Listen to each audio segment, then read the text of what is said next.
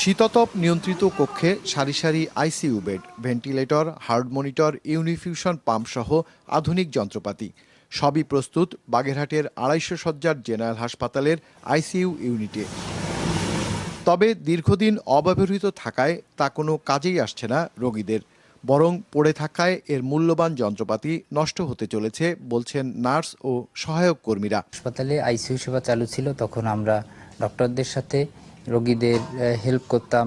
এখন এটা বন্ধ থাকায় আমাদের এখানে আর ওইভাবে কোনো কাজের জন্য আসা লাগে না। অনেক দিন যাবৎ এই আইসিইউটা সচল অবস্থায় নাই, তাই রোগীদের অনেক ভোগান্তি হয়।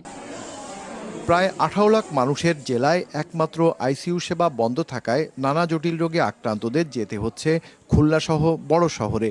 এতে ভোগান্তি ও খরচ বেশি হওয়ায় অনেক দরিদ্র রোগীদের চিকিৎসা নিতে চরম বেগ পোহাতে হচ্ছে।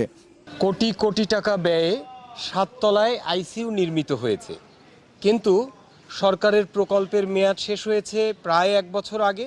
তারপর থেকে আইসিইউ বন্ধ এবং এটি চালু না থাকার কারণে বাগেরহাটবাসী আমরা এটি থেকে বঞ্চিত হচ্ছি এবং জীবনের ঝুঁকি নিয়ে বাগেরহাট থেকে রোগীদেরকে বা আমাদেরকে খুলনায় যেতে হয়।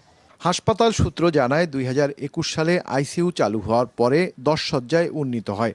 তবে প্রকল্প শেষ হওয়ায় জনবল প্রত্যাহার করা হলে ইউনিটটি বন্ধ হয়ে যায়।